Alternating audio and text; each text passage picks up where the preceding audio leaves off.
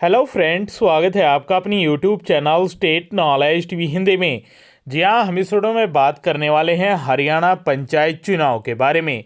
आज राज्य चुनाव आयोग द्वारा राज्य चुनाव आयुक्त धनपत सिंह के द्वारा प्रेस कॉन्फ्रेंस करके तारीखों का ऐलान कर दिया है 10 जिलों के लिए।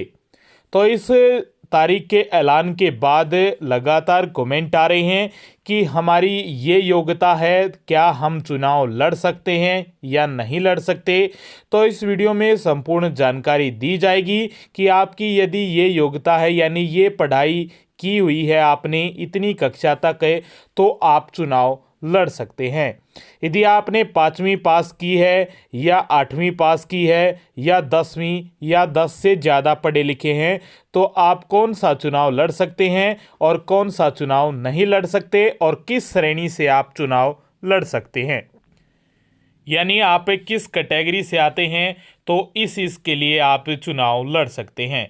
जान लेते हैं पूरी अपडेट। आगे भी आप हरियाणा में पंचायत चुनाव संबंधित है या हरियाणा सरकार संबंधित है या हरियाणा के 22 के 22 जिलों की हर अपडेट सबसे पहले जानने के लिए स्टेट नॉलेज टीवी हिंदी को सब्सक्राइब जरूर कीजिएगा। शुरू करते हैं वीडियो को।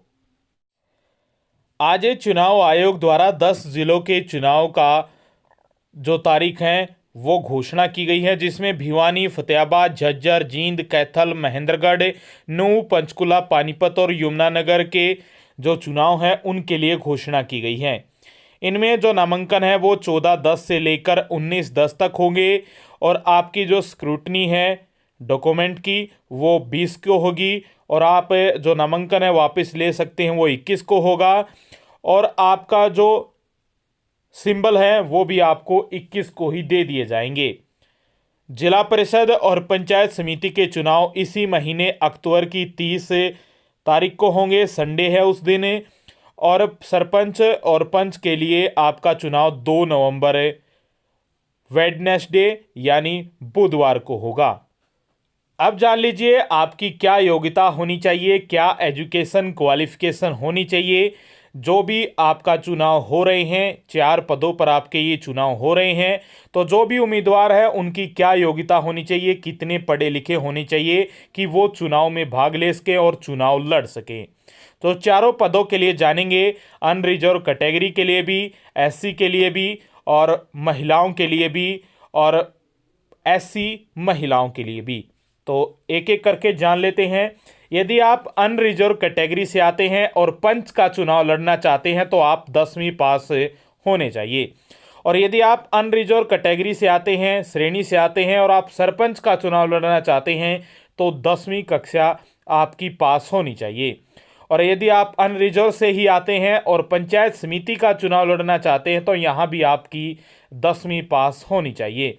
और अनरिजर्व से आप आते हैं और जिला परिषद का चुनाव लड़ना चाहते हैं तो यहाँ भी आपकी 10वीं पास होनी चाहिए।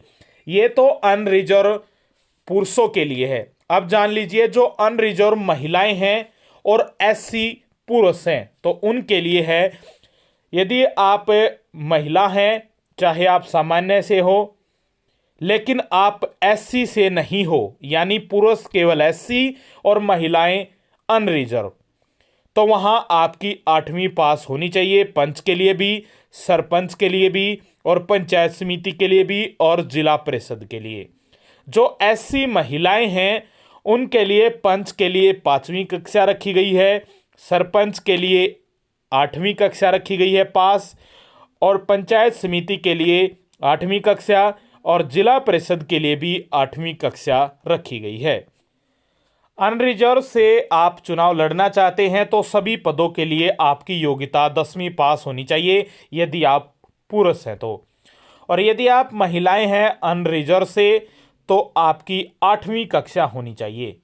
लेकिन यदि आप वोमेन है एससी से कैटेगरी से तो पंच के लिए 5वीं, सरपंच के लिए 8वीं, पंचायत समिति के लिए 8वीं और जिला परिषद के लिए 8वीं। और एससी में यदि आप पुरुष हैं तो आपकी योग्यता 8/8 होनी चाहिए, यानी 8वीं पास है। उम्मीद है कि क्लियरली समझ में आ गया होगा। फिर भी कोई डाउट है पूरी वीडियो देखने के बाद तो कमेंट कर देना, आपके कमेंट का जवाब दे दिया जाएगा। तो आगे भी आप जानकारी लेना चाहते हैं तो स्टेट नॉलेज टीवी हिंदी को सब्सक्राइब जरूर